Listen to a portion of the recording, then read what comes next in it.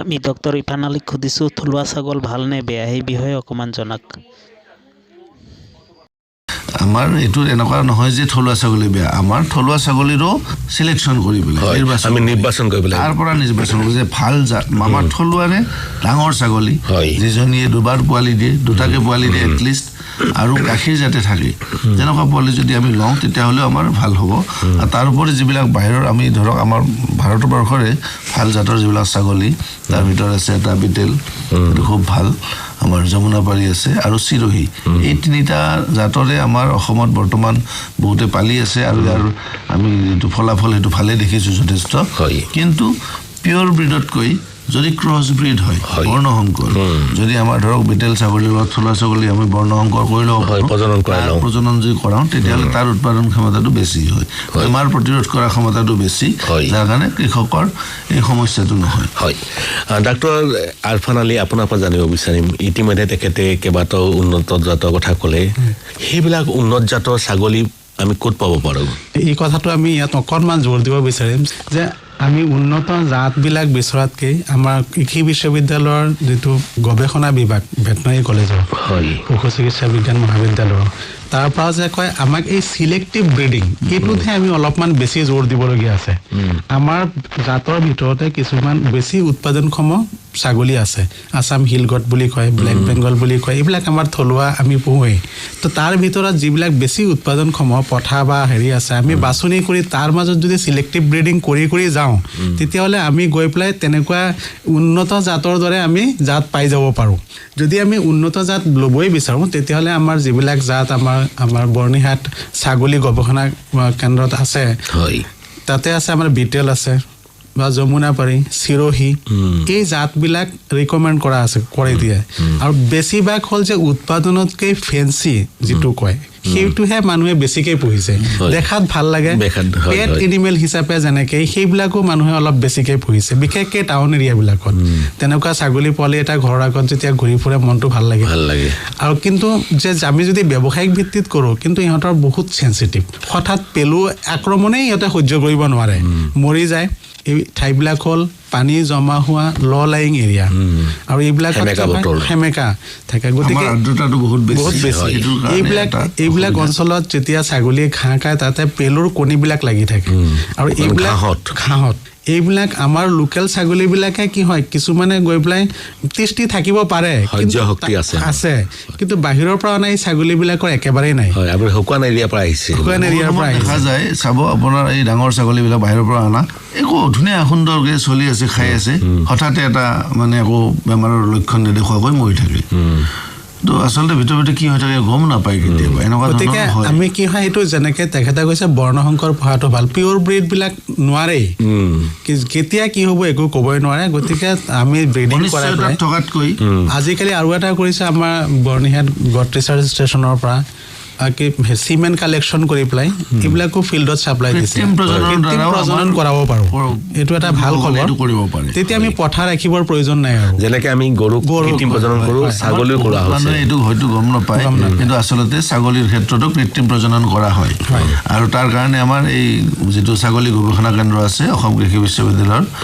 তাত আপোনাৰ এইটো শুক্ৰাণুবিলাক পোৱা যায়। আৰু আমাৰ স্থানীয় যিখিনি আমাৰ ডিছপেঞ্চেৰী আছে ভেটেনাৰী ডিছপেঞ্চেৰী তাৰ লগত যোগাযোগ কৰি তেওঁলোকে সুফল পাব পাৰে। আচলতে এইটো এৱাৰনেছৰো কথা আছে, আপোনাৰ বহুতে নাজানে কাৰণে সজাগতাৰ ওপৰত। গতিকে মই ৰাইজৰ ভিতৰতে এইটো জনাব খুজিছোঁ তেওঁলোকে যাতে স্থানীয় পশুপালন গৈ পেলাই তেওঁলোকৰ লগত আলোচনা কৰি যাতে ছাগলীৰ এনেকুৱা চিমেণ্ট কালেকশ্যন তেওঁলোকক দিবৰ কাৰণে যোগাযোগ কৰে, সেইটো এটা অনুৰোধ থাকিল। ইতিমধ্যে আপোনালোক দুয়োজনে কৈছে যে কিছুমান যিবিলাক আমি পিয়ৰ ব্ৰিডৰ কথা কৈছোঁ, যমুনাপাৰীয়ে হওক বা বিটেলে হওক, সেইবিলাকৰ সমস্যা আছে, যাৰ কাৰণে আপোনালোকে কৈছে বৰ্ণসংকৰ জাতৰ আমি ছাগলী পালন কৰিব লাগে আৰু ছাগলী হঠাতে কিবা কিবি হ'বও পাৰে বুলি আপুনি কৈছে। এতিয়া আমি প্ৰতিপালন আমি কেনেকৈ কৰিব লাগিব পোৱালিৰ ক্ষেত্ৰত গাভিনীৰ ক্ষেত্ৰত ডাক্তৰ আৰফান আলী হয় মই ইয়াতে এটা কথা উল্লেখ কৰিব বিচাৰোঁ যে আজিকালি যিটো স্পেচিয়েলাইজড ফাৰ্মিং ধৰক অকল ছাগলীৰ ফাৰ্ম কৰিছোঁ অকল গাহৰি ফাৰ্ম কৰিছোঁ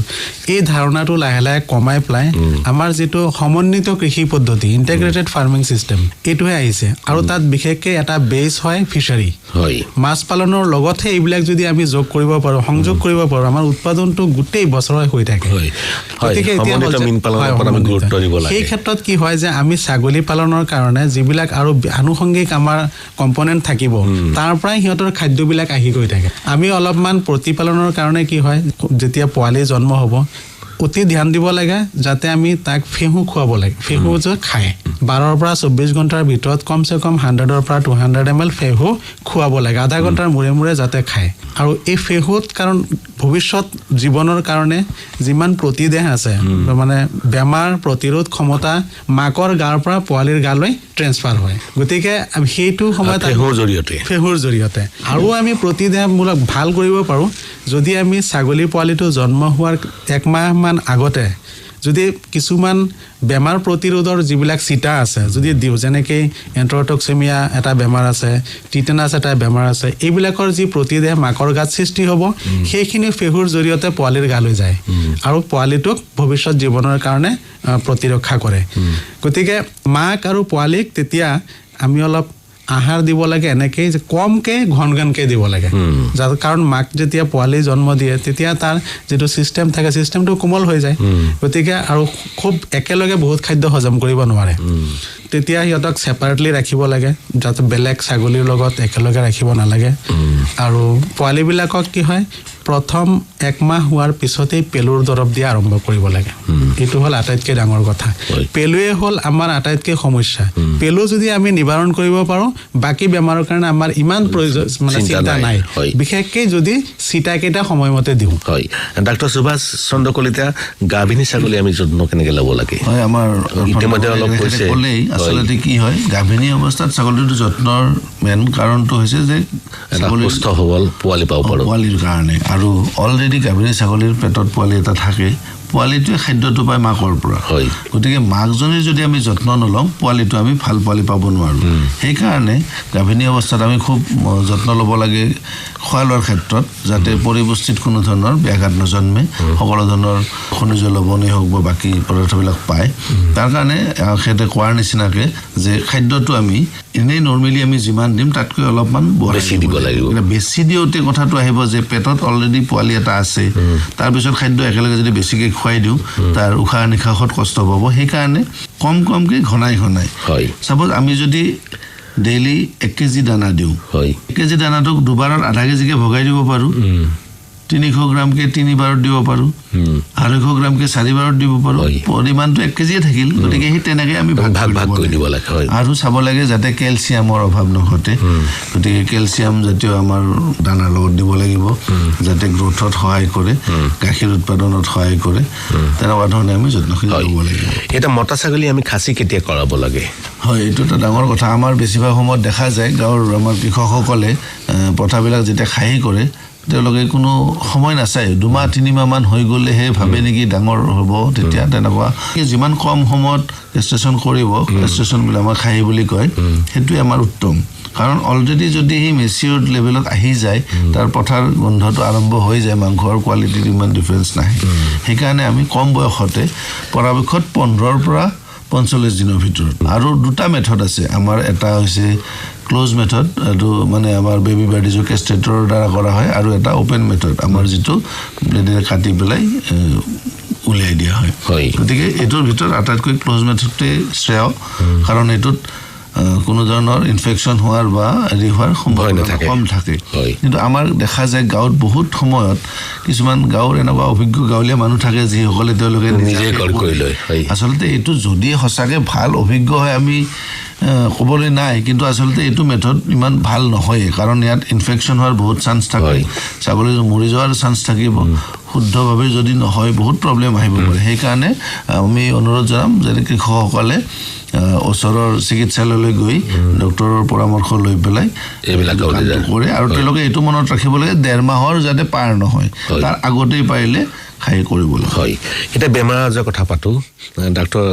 আৰফান আলী কি ক'ব ছাগলীৰ বেমাৰ আজাৰ খুব বেছি নহয় প্ৰথম কথা হ'ল যে পেলুৰ ঔষধটো তালিকা মতে দি থাকিব লাগিব হয় পোৱালি ক্ষেত্ৰত পোৱালিবিলাকৰ আৰু পোৱালিক আৰু মাককো পোৱালি জন্ম হোৱাৰ 1 মাহ পিছৰ পৰাই আৰম্ভ কৰিব লাগিব আৰু প্ৰথম কমচে কম 6 মাহলৈকে পোৱালিবোৰক ইয়াতে আমাৰ মানে পৰিৱেশৰ ওপৰত নিৰ্ভৰ কৰি চাওঁ যে প্ৰত্যেক মাহতে দিব লাগে নহলে পোৱালিবিলাকক ইমান পেলু হয় যে ইহঁতক ৰখাব নোৱাৰি মৰিয়ে যায় আৰু চাব লাগিব যে দিওঁতে স্বাস্থ্য নধৰে বহুত সময়ত দেখা যায় আৰু কি হয় যে আমি পশু চিকিৎসকৰ পৰামৰ্শ মতেহে দিব লাগে কাৰণ দিয়া বহুত সময়ত দেখা যায় যে যিমানখিনি পৰিমাণ লাগে সেই পৰিমাণে দিয়া নহয় ফলত কাম নকৰে আৰু এনেকুৱা মেডিচিন দিয়ে যিবিলাকে মানে পেলুৰ ওপৰত আজিকালি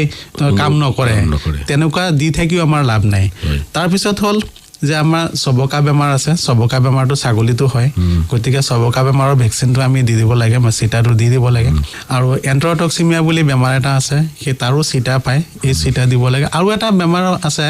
আগতে আমাৰ ইয়ালৈ নাছিলে এতিয়া পিপিআৰ বুলি পেষ্টিডেছ পেটিটছ বুলি বেমাৰ এটা আছে ভাইৰাছজনিত ৰোগ এই বেমাৰটো মানে নতুনকে কেইবছৰমান ধৰিহে আহিছে আৰু ইমান মাৰাত্মক যে এই হোৱাৰ পিছত আৰু ৰখাব নোৱাৰি আমাৰ নৰ্মেল যেনেকে সৰ্দি জ্বৰ হয় দেখাত তেনেকুৱাই হয় নাকেদি পানী পৰিব চকুৱেদি পানী পৰিব মুখত ঘাঁ হ'ব কিন্তু 6 দিন মানৰ ভিতৰতে ছাগলীটো মৰি যায় আৰু সেই কাৰণে ছাগলী কিনোতে সাৱধান হ'ব লাগে তেনেকুৱা বেমাৰৰ লক্ষণ দেখা পালে কিনিব নালাগে বিশেষকৈ বজাৰৰ পৰা পাল পাতি যিবিলাক বিক্ৰী কৰে তাৰ পৰা কিনিব নালাগে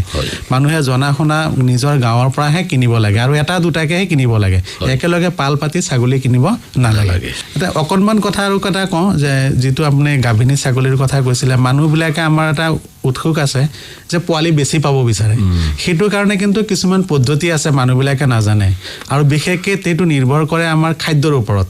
যদি এটা ফ্লাছিং বুলি এটা পদ্ধতি আছে ফ্লাছিংটো হ'ল যে আমাৰ যেতিয়া ব্ৰিডিং কৰোৱাৰ প্ৰজনন কৰোৱাৰ সময় হ'ব তাৰ কেইদিনমান আগৰ পৰা তাক অলপ বেছি পৰিমাণে মানে শক্তি আৰু প্ৰটিন দুয়োটা থকা খাদ্য তেওঁক যোগান ধৰিব লাগিব তেতিয়া কি হয় যেতিয়া মানে আমাৰ কণী নিখৰণ হ'ব ভিতৰত অভাম বুলি কয় তেতিয়া এটাৰ ঠাইত কেইবাটাও নিখৰণ হয় আৰু তেতিয়া নিষেচন হয় এটাতকৈ বেছি তেতিয়া পোৱালিবিলাক আৰু হয় আৰু ঠিক সেইমতে তাক পিছলৈও আমি খাদ্য বেছিকৈ যোগান ধৰি থাকিব লাগিব যাতে মাক আৰু পোৱালিৰ সম্পূৰ্ণ বৃদ্ধি হয় বিকাশ হয় বেমাৰৰ ক্ষেত্ৰত এটা সংযোজন কৰিব খুজিছোঁ দেখিছোঁ আমাৰ চাহি যে হয় ছাগলী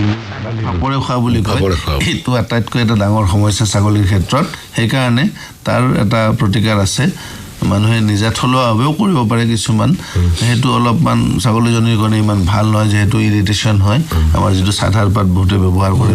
বা নিম পাত আমাৰ যিটো আছে নিম তিতা সেইটো বইল কৰি সেইটোতে মাজে মাজে গা ধুৱাব পাৰে নহ'লে আইভাৰমেক্টিন বুলি যিটো ঔষধ আছে সেইটো মাজে মাজে ব্যৱহাৰ কৰিব এটলিষ্ট বছৰত 4 বাৰ যদি কৰি থাকে তেতিয়াহ'লে তেওঁলোকৰ এই চাহি হোৱা বেমাৰটো নহ'ব খবৰে খোৱা বেমাৰটো নহ'ব আৰু সেইটো হ'লে কি হয় মাংসৰ দাম নাপায় ছাগলী যদি দাম নাপায়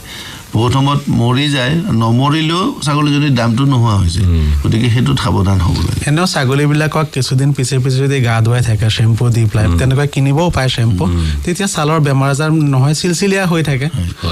স্কিনটো দেখিবলৈও ভাল হয় আৰু গঁৰালৰ স্থাপনটো বেছি important doctor Arfan Ali doctor Subhash Chandra Kalita আপোনালোক দুয়ো আমাৰ ষ্টুডিঅ' মুজেলে আহি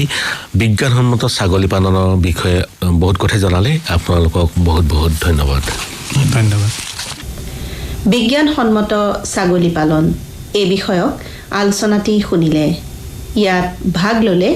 কৃষি বিজ্ঞান কেন্দ্ৰ নলবাৰীৰ পশুপালন বিভাগৰ বিষয় বিশেষজ্ঞ ডাক্তৰ আৰফান আলী আৰু কৃষি বিজ্ঞান কেন্দ্ৰ মৰিগাঁৱৰ পশুপালন বিভাগৰ বিষয় বিশেষজ্ঞ ডাক্তৰ সুভাষ চন্দ্ৰ কলিতাই আলোচনাটিৰ আঁত ধৰিলে ৰূপান্ত দাসে আজিৰ অনুষ্ঠানৰ ইমান